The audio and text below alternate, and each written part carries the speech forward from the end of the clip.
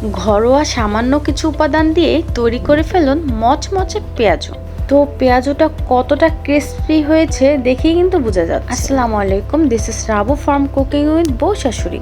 তো দেখতেই পাচ্ছেন এখানে ডালটা ব্লেন্ড করে নিয়েছি এবং সাথে একেবারে ডালের সাথে সমান সমান করে পেঁয়াজ নিয়ে নিয়েছি, পেঁয়াজ কুচি, আর নিয়ে নিয়েছি কাঁচামরিচ কুচি।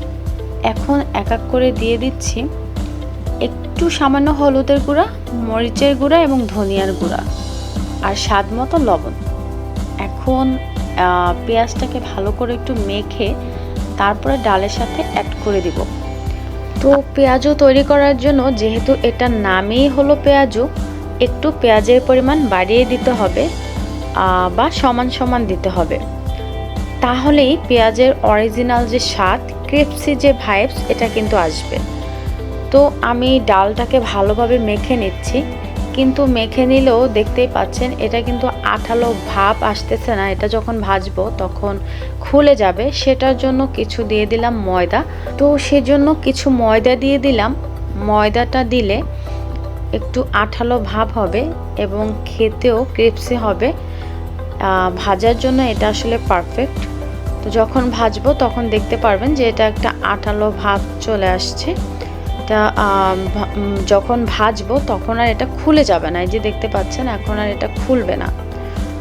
তো এটার ভিতরে এই পর্যায়ে দিয়ে দিব সামান্য একটু আদা বাটা এবং রসুন বাটা। এটা কিন্তু মাস্ট দিবেন। এটা দিলে হবে কি, ডালের যে একটা গন্ধ সেটা কিন্তু ওরকম থাকবে না এবং টেস্টের পরিমাণও কিছুটা বেড়ে যাবে। তো এখন এক এক করে তেলের ভিতরে আমি পেঁয়াজগুলো দিয়ে দিচ্ছি ভাজার জন্য। দেখতেই পাচ্ছেন এটা কিন্তু খুলে যাচ্ছে না, বিকজ ওই ময়দাটা দেওয়ার কারণে। তো অবশ্যই আপনারা ময়দাটা দিতে ভুলবেন না। যারা আমার মতো বিগিনার আছেন তারা এটা শিখে শিখে বানাতে পারেন। এখনও অনেক আপুরা আছে যারা আমার মতো নতুন নতুন শিখতেছি। তো দেখতেই পাচ্ছেন এটা কিন্তু আমার শাশুড়ি আমা বানিয়েছে এবং আমি কিন্তু আমার শাশুড়ি মায়ের ভিডিওগুলো দেখে দেখেই আবার নেক্সট টাইম বানানোর ট্রাই করি। আর ভাবলাম আমি যেহেতু নিজে শিখতেছি, আপনাদের জন্য কেন নয়। তো এটার জন্যে আমার ভিডিওগুলো তৈরি করা হয়, যাতে করে আমার সাথে সাথে আপনারাও শিখতে পারেন। আসলে আমরা যারা মাঝে মাঝে রান্না করি, এরা কিন্তু একটা জিনিস রান্না করার পরে হঠাৎ করে আবার ভুলে যায়। সো একটা পারফেক্ট যদি রেসিপি পাওয়া যায়, সেটা কিন্তু খুবই আমাদের জন্য দরকারি। সো আপনারাও এটা ফলো করতে পারেন এবং আমার শাশুড়ি মায়ের সব কিছুই অনেক বেশি পারফেক্ট হয়। তো দেখতেই পাচ্ছেন পেঁয়াজগুলো খুবই সুন্দরভাবে আস্তে আস্তে ভাজা হচ্ছে। আর একটা কথা, পেঁয়াজগুলো ডেফিনেটলি আপনারা কি বলে ডুবো তেলে ভাজবেন, কারণ পেঁয়াজুর যে ক্রিস্পি একটা ভাইবস, এটা কিন্তু ডুবো তেলে না ভাজলে আসে না।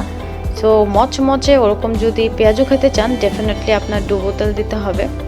তো এটা যখন একেবারে কালারটা মানে একটু করা হবে, তখন আমি এটা তুলে ফেলবো। তো পেঁয়াজুটা প্রায় হয়ে গিয়েছে, আর একটু পরে আমি এটা তুলে ফেলবো। দেখতেই পাচ্ছেন কি সুন্দর একটা কালার চলে আসছে, মাশাআল্লাহ। এই তো হয়ে গিয়েছে। এখন তেলটাকে ছেঁকে আমি তুলে ফেলতেছি। কার কার আপনাদের পেঁয়াজু পছন্দ? পেঁয়াজু ছাড়া আসলে রোজার মাসে ইফতার জমেই না। তো এই তো তৈরি হয়ে গেল মচমচে কুড়মুড়ে পেঁয়াজু ভাজা।